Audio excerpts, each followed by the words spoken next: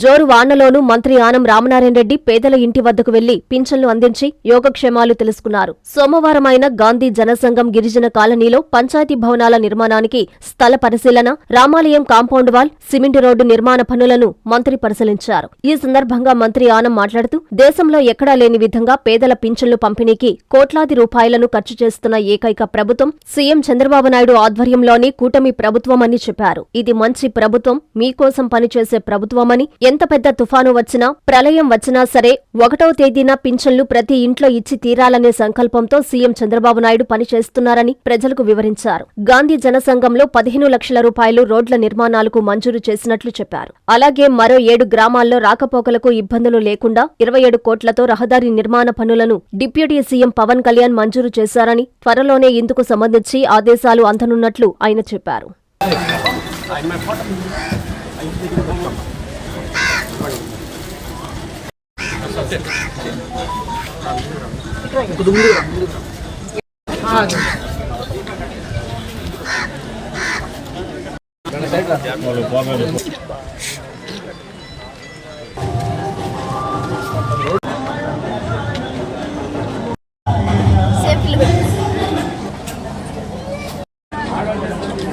ఒకటవ తారీఖు పండుగ వాతావరణం ఎందుకు అంటున్నామంటే, ఈ రాష్ట్రంలో ఉన్నటువంటి 63,999 కుటుంబాల్లో ఈ రోజు ఒక పండుగ. రాష్ట్ర స్థాయిలో 63,25,999 కుటుంబాల్లో ఇవాళ ఎన్టీఆర్ భరోసా పెన్షన్లని 1వ తారీఖు పొద్దున మీరు నిద్ర లేకముందే మీ తలుపు తట్టి అధికారులు, తెలుగుదేశం పార్టీ, జనసేన, బీజేపీ కూటమి కార్యకర్తలు అందరూ వచ్చి మీ పెన్షన్లు పంపిణీ చేయడం అనేటువంటిది జరుగుతూ ఉంది. రహదారుల గురించి ఈరోజు ఇప్పటికే దాదాపుగా 15 కోట్ల రూపాయల పైన ప్రతి గ్రామంలో సిమెంట్ రోడ్లు వేయమని చెప్పి 2 విడతలుగా నిధులు మంజూరు చేసి ఇచ్చాం. కొన్ని పూర్తయినాయి, కొన్ని మొదలు పెడుతున్నారు.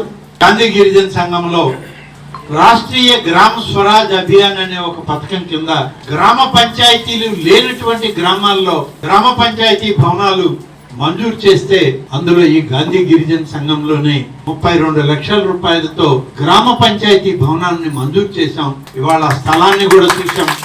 దాన్ని తొందరలోనే పని మొదలుపెట్టి మరొక 6 మాసాల్లో దాన్ని పూర్తి చేసి పంచాయతీ భవనం, నూతన పంచాయతీ భవనాన్ని ప్రారంభించి మీకు ఇవ్వడం జరుగుతుంది.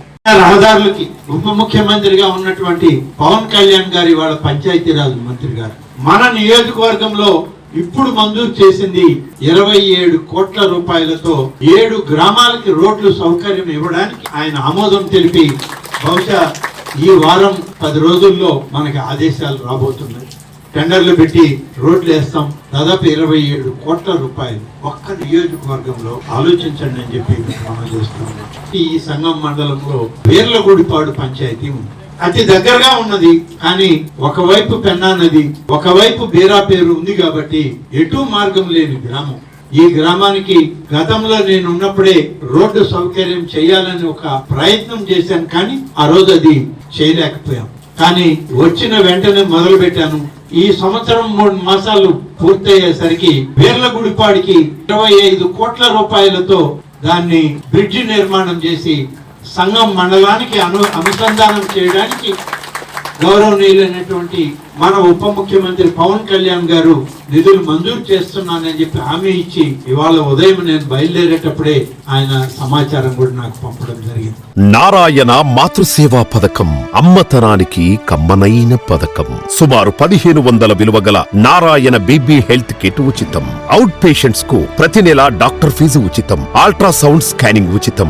గర్భిణీ స్త్రీలు కాన్పు కోసం కానీ ఇతర అవసరమై హాస్పిటల్లో చేరినప్పుడు బెడ్ ఛార్జీలు ఉచితం. ప్రాథమిక వైద్య పరీక్షలు ఉచితం. మందులు ఉచితం. బ్లడ్ బ్యాంక్ నందు అవసరమైన వారికి రక్తం ఉచితం.